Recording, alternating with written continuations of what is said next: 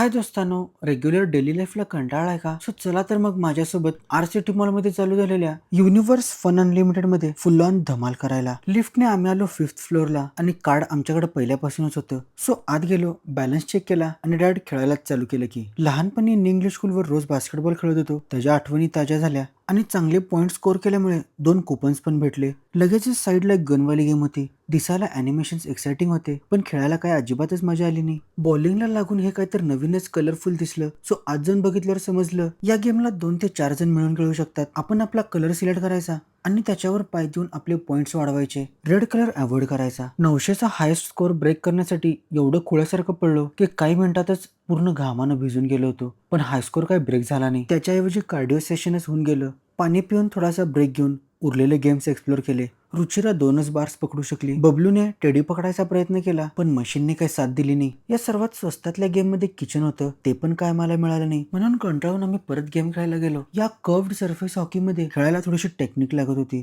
So यात पण मजा आली. आणि नंतर ही हिरवी निंजा पळवली. जाता जाता लास्टला काहीतरी इथून घेऊनच जायचं म्हटलं, पण या गेमाड मशीनने धोका दिला. उचललेली कॅडबरी परत टाकली. सो भेटलेले ते 2 कुपन कार्डवर ऍड केले. कुपनची एक ठराविक अमाऊंट झाल्यानंतर त्यावर पण गिफ्ट आहे आणि कार्डवर तुम्ही 500 रुपयांपासून 20,000 रुपयांपर्यंत ऍड करू शकताय. सो तुम्हाला हा माझा मिनी व्लॉग कसा वाटला जरूर कमेंट सेक्शन मध्ये सांगा. थँक्यू.